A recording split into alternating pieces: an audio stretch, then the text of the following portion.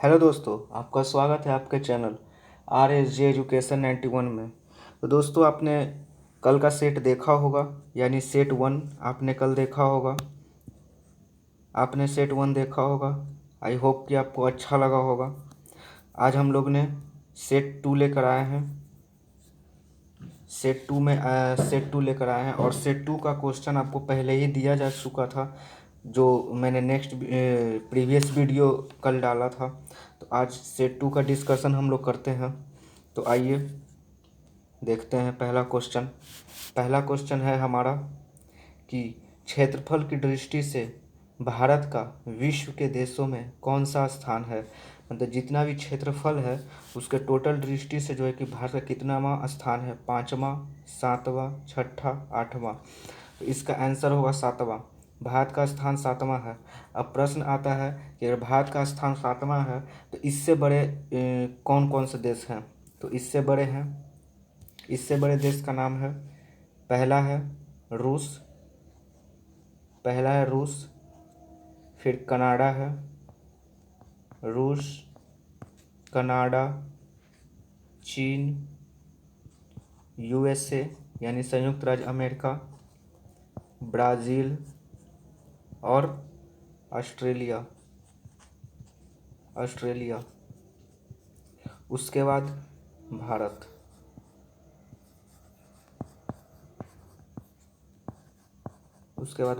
तो आपने देखा पहला, दूसरा, तीसरा, चौथा, पाँचवा, छठा, सातवां। तो सातवां स्थान किसका है? भारत का स्थान है। और जनसंख्या की दृष्टि से भारत विश्व में दूसरे स्थान पे आता है और चीन जो है कि पहले स्थान पे आता है।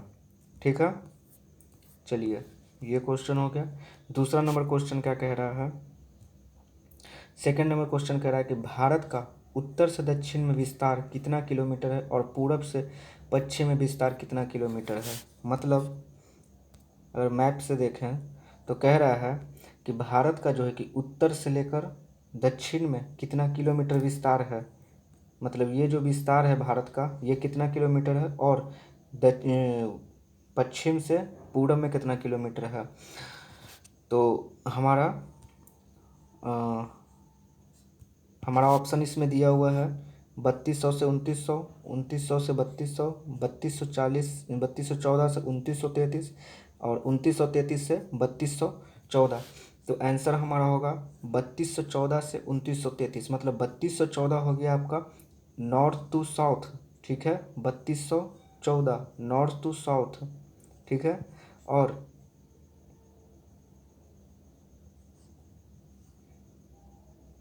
ईस्ट टू वेस्ट यानी वेस्ट टू ईस्ट हो गया आपका 2933 किलोमीटर। ठीक है, चलिए इसको डिलीट कर देते हैं। हाँ जी, चलिए तीसरे नंबर क्वेश्चन में आ जाते हैं हम लोग। तीसरा नंबर क्वेश्चन है कि निम्नलिखित में से कौन सा भारतीय राज्य कर्क रेखा के उत्तर में स्थित है। मतलब कर्क रेखा क्या मतलब? Tropic of cancer. आपको पता होगा कि ये जो पृथ्वी है, ये अगर पृथ्वी है तो ये पृथ्वी पे काल्पनिक 3 रेखा है। कौन कौन है? तो ये हो गया ट्रॉपिक ऑफ कैंसर और ये हो गया मकर रेखा, मतलब ट्रॉपिक ऑफ कैंसर, और ये इसको बोलते इक्वेटर, मतलब भूमध्य रेखा। तो हमसे और हमारा जो भारत है यहाँ पे है, हमारा भारत यहाँ पे है। मतलब हमारा भारत जो है कि ट्रॉपिक ऑफ कैंसर को बीचों बीच से काटता है। अर्थात कह सकते हैं कि ट्रॉपिक ऑफ कैंसर जो है कि भारत को बीचों बीच से काटता है। तो क्वेश्चन पूछा है कि कौन सा वो राज्य है, कौन सी हाँ कर्क रेखा है जो उत्तर में स्थित है, मतलब भारतीय राज्य के उत्तर में स्थित है। कौन है? जुड़ नहीं होगा, यहाँ होगा मिजोरम होगा। मिजोरम है। ये टाइपिंग मिस्टेक है, इसको आप मिजोरम समझिएगा। झारखंड है, त्रिपुरा है, मणिपुर है। तो देखिए मिजोरम जो है कि कर्क रेखा को काटता है, तो ये तो होगा नहीं। झारखंड भी कर्क रेखा को काटता है, ये भी नहीं होगा। त्रिपुरा भी कर्क रेखा को काटता है, तो ये भी नहीं होगा। तो हमारा आंसर क्या होगा? मणिपुर। देखिए ये ट्रॉपिक ऑफ कैंसर जो है कि हमारे भारत से 8 राज्यों से होकर गुजरता है। ट्रॉपिक ऑफ कैंसर भारत के 8 राज्यों से होकर गुजरता है। तो तो कौन कौन से राज्य हैं? तो इसका एक ट्रिक है, मित्र पर गमछा झाड़। मित्र पर गमछा झार। तो म से हो गया मिजोरम, त्र से हो गया त्रिपुरा, प से हो गया पश्चिम बंगाल, आर से हो गया राजस्थान, ग से हो गया गुजरात, म से हो गया मध्य प्रदेश, छा से हो गया छत्तीसगढ़, झा से हो गया झारखंड। ठीक है, तो आप गिन लीजिए 8 होगा, 1 2 3 4 5 6 7 8। ठीक है, और अगर मैप से आप देखें तो मैप से आसान है याद करने में। देखिए मैप से देखिए याद करने में कितना आसान है। ट्रॉपिक ऑफ कैंसर जो है कि यहीं से गुजरा है, ऐसे।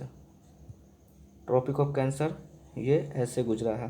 तो देखिए गुजरात, राजस्थान, मध्य प्रदेश, झारखंड, ये नीचे है झारखंड, वेस्ट बंगाल, फिर यहाँ बांग्लादेश को भी काटा है। ठीक है, फिर यहाँ पे आपका ये त्रिपुरा, छत्तीसगढ़ हो गया, झारखंड हो गया, वेस्ट बंगाल हो गया, त्रिपुरा हो गया। त्रिपुरा कहाँ गया? यहाँ पे ऐसे है ना, ऐसे त्रिपुरा हो गया, फिर आपका मिजोरम हो गया, मेजो। ठीक है, ये 8 राज्य जो है कि ट्रॉपिक ऑफ कैंसर पे बसे हैं। तो हमारा प्रश्न था कि कौन सा ऐसा राज्य है जो कि ट्रॉपिक ऑफ कैंसर के उत्तर में है। तो ऑप्शन में हमारा एक मणिपुर था, तो मणिपुर देखिए यहाँ पे होगा, यहाँ पे मणिपुर, ये मिजोरम के ऊपर ये मणिपुर है, यही जो है ट्रॉपिक ऑफ कैंसर के उत्तर में है। ठीक है, चलिए आइए तीसरे कौन नंबर क्वेश्चन में? 4th नंबर में ना। चलिए 4th नंबर क्वेश्चन कह रहा है कि भारतीय मानक समय यमुनोत्तर से नहीं गुजरता है। मतलब भारतीय मानक समय जो है कि यमुनोत्तर से नहीं गुजरता है। कौन सा? Maharashtra, Uttar Pradesh, Chhattisgarh, Rajasthan, Andhra Pradesh.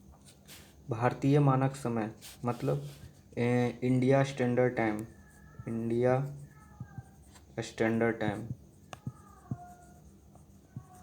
India standard time, भारतीय मानक समय, ये देशांतर से 82.5 डिग्री से गुजरती है। ठीक है, 82.5 डिग्री को भारतीय इंटरनेशनल मतलब भारतीय स्टैंडर्ड टाइम माना गया है 82.5 डिग्री को। तो 82.5 डिग्री कहाँ पे आता है? 82.5 डिग्री जो है कि प्रयागराज, उत्तर प्रदेश के प्रयागराज, नैनी या फिर मिर्ज़ापुर से 82.5 डिग्री को गुजारा गया है। ठीक है, और ये देखिए मैप से समझिए, मैप से ज़्यादा कुछ समझ में आएगा। यहाँ पे जो है 82.5 डिग्री है, 82.5 डिग्री यमुनोत्तर से जो है कि भारतीय मानक समय गुजारा गया है। क्योंकि ये इसलिए करना ज़रूरी था क्योंकि यहाँ से जो है आपका गुजरात से मतलब पश्चिम से पूरब में देखा जाए तो 2 घंटे का डिफरेंस होता है, 2 घंटे का। यहाँ सूर्योदय पहले होता है, यहाँ बाद में सूर्योदय होता है।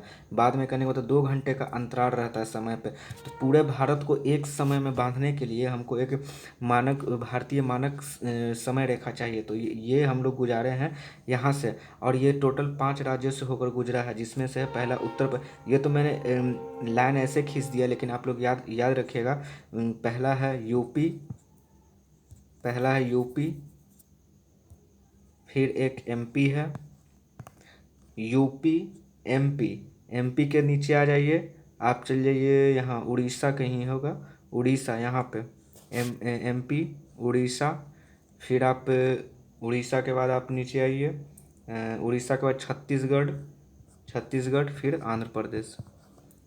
ये टोटल 5 राज्य हैं जिससे ये मानक समय गुजरा है। UP, MP, Orissa, Chhattisgarh, Andhra Pradesh. Question में आ जाता है कि भारतीय मानक समय कितने राज्यों से गुजरा है, तो 5 राज्यों से। जैसे क्वेश्चन में आता है कर्क रेखा कितने राज्यों से गुजरा है, तो 8 राज्यों से। और भारतीय मानक यमुनोत्तर कितने राज्यों से गुजरा है, तो 5 राज्यों से। याद होना चाहिए UP, MP, Orissa, UP, MP, Orissa, Chhattisgarh और आंध्र प्रदेश, इतने राज्यों से ऐसे गुजरा है। ठीक है, चलिए तो यहाँ पे हमारा आंसर हो गया क्या? यहाँ पे हमारा आंसर क्या हो जाएगा? यहाँ पे हमारा आंसर महाराष्ट्र हो जाएगा, क्योंकि महाराष्ट्र में जो है कि ऐसा बात नहीं है। ठीक है, चलिए 56वां नंबर, नेपाल की सीमा भारत के कितने राज्यों से सटी है? 4, 3, 5, 6। नेपाल की सीमा जो है कि भारत से 5 राज्यों से सटी हुई है। मैप के सहारे देखते हैं, क्योंकि ज्योग्राफी में मैप ज़रूरी है। मैप नहीं समझ में आ रहा है मतलब कि फिर तो बेकार है पढ़ना, क्योंकि मैप समझना बहुत ही ज़रूरी है ज्योग्राफी में। देखिए अभी हम 5 राज्यों को सटाएंगे, ठीक है ना।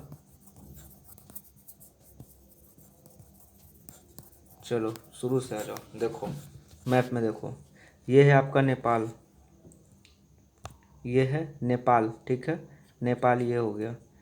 अब इससे सटे देखिए उत्तराखंड एक हो गया, उत्तर प्रदेश 2, बिहार 3, ठीक है। बिहार के बाद ये देखिए पश्चिम बंगाल, यहाँ पे आप देखिए, अरे भाई यहाँ पे ये रहा, यहाँ पश्चिम बंगाल सट रहा है, सिक्किम सट रहा है। कितना हो गया? 5 हो गया। उत्तराखंड, उत्तर प्रदेश, बिहार 3, और इधर पश्चिम बंगाल और एक सिक्किम, 5 राज्य। 5 राज्य ऐसे हैं जो कि नेपाल से सटे हुए राज्य हैं। भारत के सटे हुए राज्य 5 हैं, ठीक है। किससे? नेपाल से। और जूम करके देखिए नेपाल के ही केवल फोकस किया गया है। ये यहाँ पे हो गया, उत्तराखंड इससे सटा हुआ है, उत्तर प्रदेश सटा हुआ है, बिहार सटा हुआ है। ये देखिए यहाँ पे वेस्ट बंगाल है, वेस्ट बंगाल ये पीला वाला है, ऐसे ऐसे इधर गया है, इधर गया है। फिर यहाँ पे ये सटा हुआ है, सिक्किम ये रहा। कितना हो गया? 1, 2, 3, 4, 5 राज्य जो है कि किससे सटे हुए हैं? नेपाल से सटे हुए हैं। अच्छा, ऐसे कितने भारतीय राज्य हैं जो कि अन्य देशों से सीमा बनाते हैं? ऐसे कितने राज्य हैं? देखिए ऐसे जो हैं कि 7 राज्य हैं जो कि सिक्किम से सीमा बनाते हैं। देखिए एक यहाँ पे होगा अफ़गानिस्तान, ये अफ़गानिस्तान का एरिया है। यहाँ पे देखो, यहाँ पे ये अफ़गानिस्तान हो गया एक, पाकिस्तान 2, ठीक है। फिर उसके बाद इधर हो गया पूरा पाकिस्तान, ये कवर कर रहा है यहाँ पे पूरे राज्य को, ठीक है। फिर बांग्लादेश हो गया 3, भूटान हो गया 4, ठीक है। फिर भूटान के बाद नेपाल हो गया 5, ठीक है। और ये चीन तो है ही 6। एक और कहाँ गड़बड़ाया? हाँ जी, एक और एक और यहाँ पे कौन? म्यांमार भी तो है, म्यांमार भी तो सीमा बना रहा है, क्योंकि म्यांमार मणिपुर में सटा हुआ है। तो टोटल ऐसे 7 राज्य हैं, टोटल ऐसे 7 देश हैं जो कि भारत से सीमा बनाते हैं, ठीक है। और नेपाल जो है कि 5 राज्यों से सीमा बनाता है, ठीक है। चलिए आइए 6ठा नंबर, आकाशगंगा वर्गीकृत की गई है सर्पिलाकार गैलेक्सी में, विद्युत विद्युत गैलेक्सी के रूप में, अनियमित गैलेक्सी के रूप में, और गोलाकार। सर्पिलाकार क्या होता है? स्पायरल को सर्पिलाकार कहते हैं। मतलब कहने का मतलब ऐसे, जैसे कि आप नोटबुक देखोगे तो नोटबुक आठ का सर्पिलाकार करके आता है, ठीक है। तो देखिए आकाशगंगा या तो मिल्की वे कैसा है? सर्पिलाकार है, ठीक है। मिल्की वे सर्पिलाकार है। और ये हमारा आकाशगंगा का नाम है मिल्की वे, और मिल्की वे से सटा जो आकाशगंगा है उसका नाम है मंदाकिनी। मिल्की वे से सटे आकाशगंगा को हम लोग मंदाकिनी कहते हैं, मंदाकिनी, ठीक है। मिल्की वे से सटे आकाशगंगा को मंदाकिनी के नाम से जानते हैं, ठीक है। चलिए ठीक है, मंदाकिनी, ठीक है। चलिए क्वेश्चन नंबर 7 में आ जाते हैं। 7 क्या कह रहा है कि कृष्ण विवर सिद्धांत को प्रतिपादित किसने किया? कृष्ण विवर का मतलब होता है ये बिग बैंग जो होता है, बिग बैंग का सिद्धांत जो है कि कृष्ण विवर से संबंधित है। तो बिग बैंग क्या होता है? बिग बैंग जो है कि कृष्ण विवर उसे कहते हैं जो तारे का अंतिम रूप होता है। मतलब तारा जब मृत्यु हो जाता है तो उसे बिग बैंग कहते हैं, अर्थात कृष्ण विवर कहते हैं, ठीक है। तो कह रहा है कि इसका प्रतिपादन किसने किया था? CV Raman, MJ Bhabha, Hargobind Khorana, S Chandrasekhar. तो इसका प्रतिपादन जो है कि एस चंद्रशेखर ने किया था। इसका प्रतिपादन किसने किया था? एस चंद्रशेखर ने किया था इनका प्रतिपादन। ठीक है, कृष्ण विवर समझ गए कि तारे की ऐसी अवस्था जो कि तारा पूरी तरह से मृत्यु हो चुका है, मतलब इसकी अंतिम अवस्था को कृष्ण विवर कहते हैं या ब्लैक होल कहते हैं। ठीक है, ब्लैक होल, बिग बैंग लिखा गया यहाँ भाई, गलती है, गलती गलती, ब्लैक होल होगा, ब्लैक होल। ठीक है,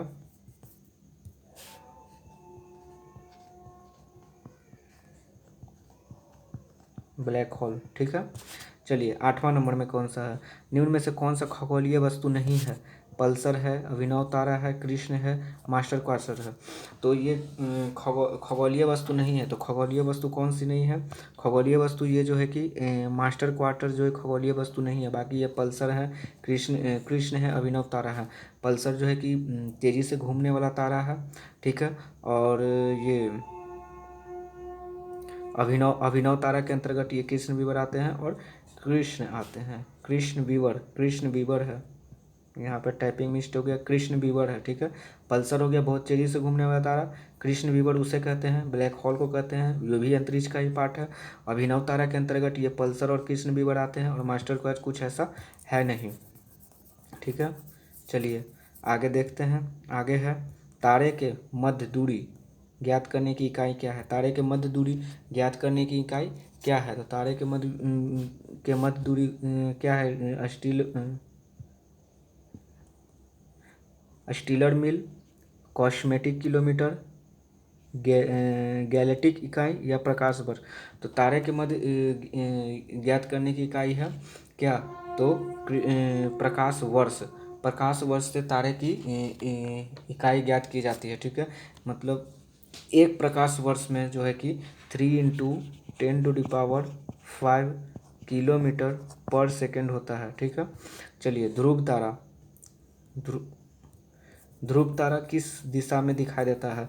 ध्रुव तारा को देखने के लिए हम लोग को उत्तर दिशा का ज्ञान होना चाहिए। ठीक है, ध्रुव तारा अगर देखना है तो उत्तर दिशा का ज्ञान होना चाहिए, और ये भी ज्ञान होना चाहिए कि ध्रुव तारा देखना है तो आपको सप्तऋषि के बारे में भी ज्ञान होना चाहिए, जो कि सप्तऋषि जो है कि अपने अगर जहाँ सप्तऋषि दिखाई दे रहा है और सप्तऋषि उत्तर दिशा में ही दिखाई देता है और सप्तऋषि दिखता है तो उसी के पास ही ध्रुव तारा होता है। ठीक है, आगे मैं चैप्टर ये स्टार्ट करूँगा ज्योग्राफी का, तो उसमें मैं सारा डिटेल से बताऊँगा कि ध्रुव तारा क्या होता है, आपका ये सप्तऋषि क्या होता है। सप्तऋषि एक तारे का समूह होता है। ठीक है, तारे का समूह होता है जो कि 7 होते हैं, और वो उनका जो है कि बनावट कुछ अजीब ढंग का, बनावट कहने का मतलब कि वो आकाश में इस तरह से चमकते हुए दिखाई देंगे कि ये प्रतीत हो जाता है खगोलवेताओं को कि ये सप्तऋषि है, और जहाँ सप्तऋषि मिलता है तो उसके ध्रुव तारा मिलता है। अगर कहीं आप जंगल में या फिर कहीं भी खो गए हो तो आप ध्रुव तारा के थ्रू दिशा का ज्ञान कर सकते हैं, अर्थात सप्तऋषि के तहत दिशा का ज्ञान कर सकते हैं। उत्तर मिल जाता है तो उत्तर से हम दिशा का ज्ञान कर सकते हैं। ठीक है, चलिए विजय स्तंभ के निर्माणकर्ता कौन है? विजय स्तंभ के निर्माणकर्ता कौन है? देखिए यहाँ पे टाइपिंग मिस्टेक है, भारी टाइपिंग मिस्टेक है इसमें।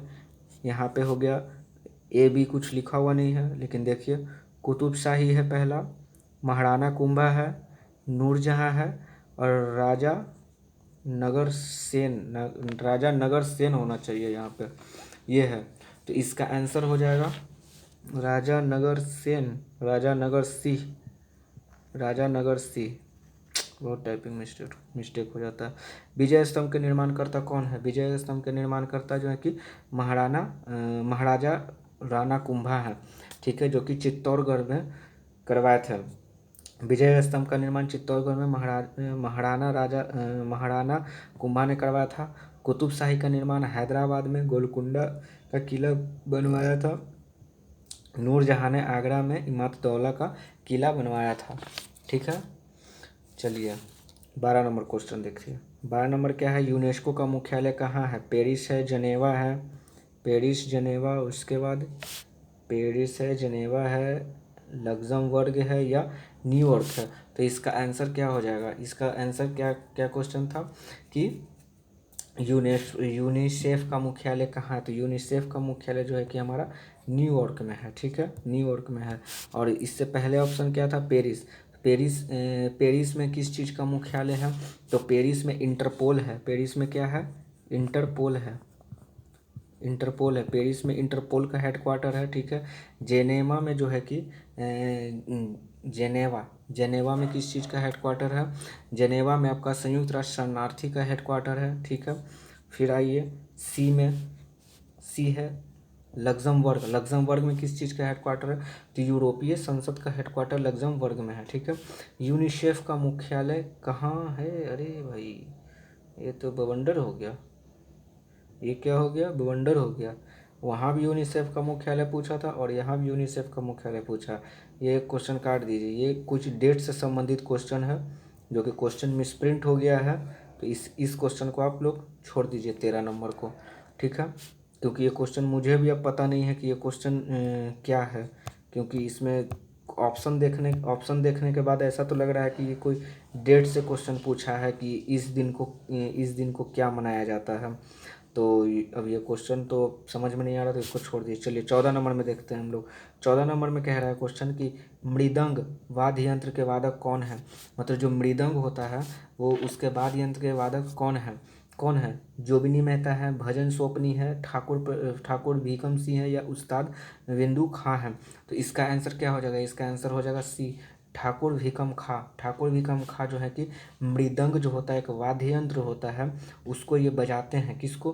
मृदंग को कौन बजाते हैं? ठाकुर भीकम सिंह बजाते हैं, ठीक है। तो जुबिन मेहता किस चीज वाद्य यंत्र के हैं? तो जुबिन मेहता जो है कि ये सिम सिमझनी होता है, सिमझनी। जुबिन मेहता जो है कि सिमझनी सिमझनी एक वाद्य यंत्र होता है, उसको ये बजाते हैं। कौन? जुबिन मेहता नहीं, हाँ, जुबिन मेहता सिमझनी को बजाते हैं, ठीक है। भजन सोपारी क्या बजाते हैं? संतूर। भजन सोपारी संतूर को बजाते हैं, ठीक है। फिर ठाकुर भीकम का तो हो ही गया, मृदंग हो गया। उस्ताद बिंदु खां जो है कि सारंगी बजाते हैं। उस्ताद बिंदु का सारंगी बजाते हैं, ठीक है। चलिए केरल राज्य के शास्त्रीय नृत्य की शैली क्या है? यक्षगान, भरतनाट्यम, कथकली या डफ? तो केरल का शास्त्रीय नृत्य है कथकली, ठीक है। यक्षगान जो है कर्नाटक का है, भरतनाट्यम जो है कि तमिलनाडु का है, डफ जो है कि हिमाचल प्रदेश का है, ठीक है। चलिए अब यहाँ से करंट अफेयर स्टार्ट हो रहा है। 5 करंट अफेयर होगा। जनवरी 2020 में भारत का पहला ई कचरा किलिंग कहाँ खोला गया? भोपाल, कानपुर, पटना, सूरत? तो आपको पता होगा कि ये कहाँ खोला गया है? मध्य प्रदेश में खोला गया, मध्य प्रदेश के भोपाल में खोला गया है, ठीक है। भोपाल से कुछ नेशनल पार्क याद रखिए। नेशनल पार्क भोपाल से याद रखिए। एक है बांधवगढ़ हो जाएगा, बांधवगढ़ हो जाएगा, बांधवगढ़, कान्हा, माधव, पन्ना फेंच, सतपुड़ा, और एक करके संजय करके है, संजय नेशनल पार्क, ठीक है। तो ये आप याद रखिए, नेशनल पार्क भी, ठीक है। 17 आ जाइए। निम्नलिखित जनवरी 2020 में तीन राजधानियों वाला भारत का पहला राज्य कौन बना? गुजरात, असम, आंध्र प्रदेश? कोई नहीं। तो ये बना है आंध्र प्रदेश, ठीक है। इसकी 3 राजधानी है। तो आप ये समझिए कि 3 राजधानी इसका कौन कौन है, ठीक है। तो पहला जो है इसका एजुकेटिव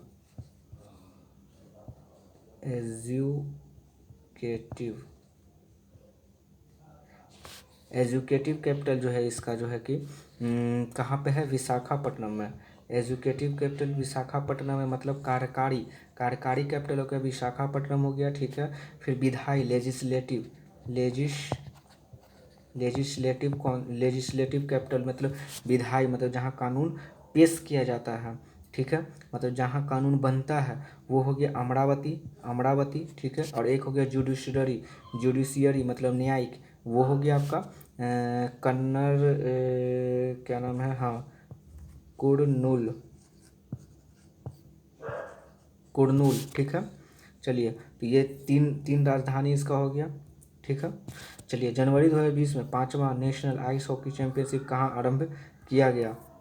ऑप्शन है दिल्ली, पांडिचेरी, लेह? कोई नहीं। इसका आंसर हो जाएगा लेह, ठीक है। चलिए किस अभिनेत्री को वर्ल्ड इकोनॉमिक फोरम में क्रिस्टल अवार्ड से सम्मानित किया गया है? तो ऑप्शन है दीपिका पादुकोण है, यामिनी गौतम है, लारा दत्ता है, करीना कपूर खान है। तो ये जो economy world forum crystal award जो है कि दीपिका पादुकोण को मिला है। ठीक है, चलिए 20 नंबर क्वेश्चन में, जनवरी 2020 को ऑक्सफोर्ड ने किस शब्द को 2019 का ऑक्सफोर्ड का हिंदी शब्द शामिल किया? दामिनी, पराशरन, संविधान, भौतिकी। तो संविधान को जो है कि ऑक्सफोर्ड ने हिंदी शब्द के लिए नामित किया है। चलिए दोस्तों, ठीक है, तो यहाँ टोटल आपका 20 क्वेश्चन पूरा हो गया है। ठीक है, आई होप कि आपको पसंद आया होगा ये 20 क्वेश्चन, उम्मीद करते हैं। अगर आपको पसंद आया हो तो आप कृपया कर लाइक करें, शेयर करें और कमेंट करें, ताकि मुझे पता चल सके कि आप लोग को ये क्वेश्चन पसंद आया है कि नहीं आया है। नहीं पसंद आएगा तो मैं और मेहनत करूँगा और कंटेंट अच्छा बनाने की कोशिश करूँगा जहाँ तक हो सके। चलिए ठीक है, थैंक यू दोस्तों, शेयर कीजिए, लाइक कीजिए और सब्सक्राइब कीजिए। थैंक यू वेरी मच, जय हिंद।